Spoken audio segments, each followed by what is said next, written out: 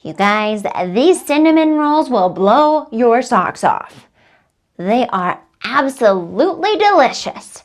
So let's get started and sweeten the world. I usually use a bread maker, but today we are doing this by hand. So I'm adding water and sugar together along with a little bit of yeast, and I'm stirring it up and just letting it sit for a while.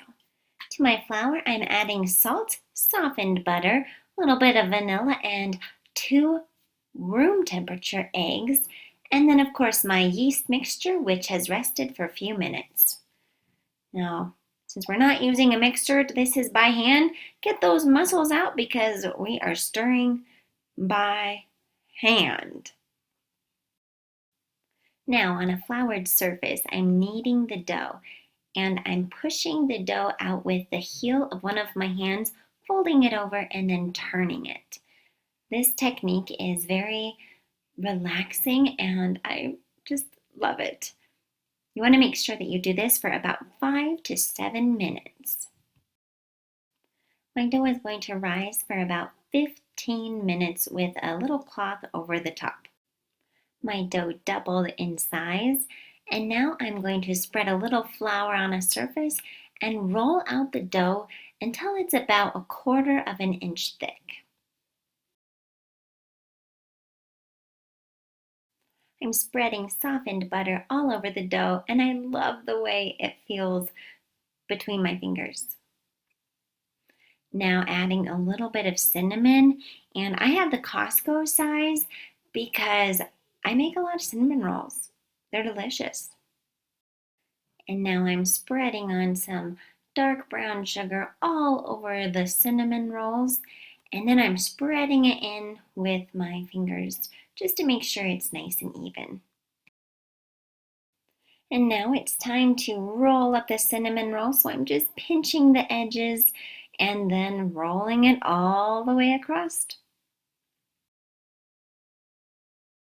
Some people use floss to cut their cinnamon rolls or measure them out perfectly, but honestly, I just like to eyeball it and use a steak knife to cut the cinnamon rolls. They turn out perfectly every time using this technique. You can grease your pan or use parchment paper, but I am using a jelly roll pan with just a little sill pad. Let the cinnamon rolls rise in a warm oven. Now here's a bonus. Use a bench scraper to scrape off the surface of your counter, and it's so much easier to clean up this mess. As the cinnamon rolls are rising, comment down below and tell me, what are you going to do with all your extra cinnamon rolls? Because it makes an entire batch. I like to give mine to my neighbors and to my friends, and they love me for it. They rose nicely, and now it's time to bake the cinnamon rolls. For the frosting, I am using room temperature butter and room temperature cream cheese. Mix these 2 ingredients up until they are very, very soft, no clumps in this frosting here. I'm adding a teaspoon of vanilla and mixing it up a little bit more. Like I said before, you don't want clumps in this icing, so it's really important to scrape it down and mix it up a little bit more.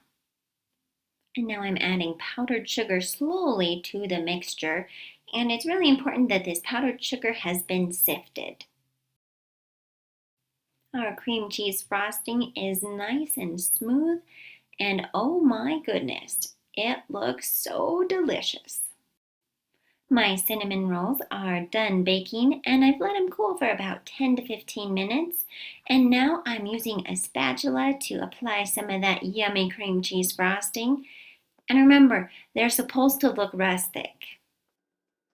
Give this video a big thumbs up if you're tempted to lick the screen because these cinnamon rolls look so delicious.